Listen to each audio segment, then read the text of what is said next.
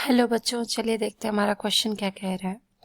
The question says reactions involving heterolytic fission are set to proceed via option A ionic mechanism, option B polar mechanism, option C both A and B, option D none of these.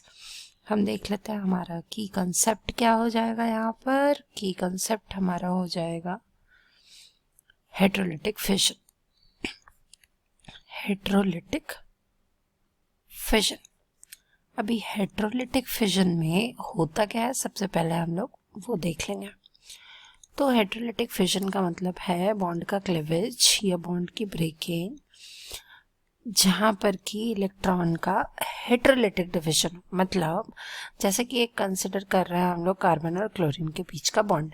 आपको पता है कि electronegativity जो है carbon की वो कम होती है किससे? इलेक्ट्रोनेगेटिविटी ऑफ Cl, क्लोरीन से। तो इसका मतलब है कि अगर जो आप शेयर्ड पेयर ऑफ इलेक्ट्रॉन देखोगे इस कोवेलेंट बॉन्ड में, तो वो क्लोरीन की तरफ होगा।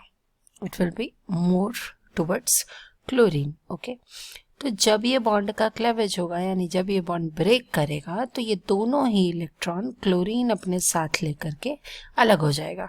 तो इससे जो हमें फर्दर प्रोडक्ट्स ऑब्टेन होंगे, बेसिकली इस क्लेवेज से जो हमें ऑब्टेन होगा वो होगा कार्बन के ऊपर एक पॉजिटिव चार्ज और क्लोरीन के ऊपर एक नेगेटिव चार्ज, यानी कि आयंस बनेंगे। क्या बनेंगे? आयंस बनेंगे। तो एक तो इससे फर्दर जो बॉन्ड मैकेनिज्म होगी that will B ionic mechanism. तो ऑप्शन ए तो हमारा सही है। ओके, अब आगे बढ़ जाते हैं। अगर मैं ऐसे ही एक और सिचुएशन लूँ, मैं C double bond O consider करती हूँ और यहाँ पर अल्काइल ग्रुप लगाती हूँ, तो आपको पता है ऑक्सीजन की इलेक्ट्रोनेगेटिविटी ज़्यादा है। डबल बॉन्ड ओ चलिए थोड़ा सिंपल कर लेते हैं, सिंगल बॉन्ड OH ले लेते हैं। सिंगल बॉन्ड OH ले लेते हैं। अभी अगेन ऑक्सीजन की इलेक्ट्रोनेगेटिविटी क्या है? ज़्यादा है। तो जो शेयर्ड पेयर ऑफ इलेक्ट्रॉन है वो पुल्ड होंगे किधर? ऑक्सीजन के ऊपर। और जो हमारा कार्बन है उसके ऊपर पार्शियल पॉजिटिव चार्ज आ जाएगा। डबल बॉन्ड में ज़्यादा बेटर वे में समझ में आता, पर आप ऐसा समझ सकते हो कि shared pair of electron oxygen अपने तरफ पुल किए हुए तो उसके ऊपर पार्शियल नेगेटिव चार्ज और कार्बन के ऊपर पार्शियल पॉजिटिव चार्ज हो। तो ऐसी सिचुएशन में जो मैकेनिज्म होगी that will be polar mechanism. Polar mechanism. So according to this option A भी सही है, ऑप्शन बी भी सही है।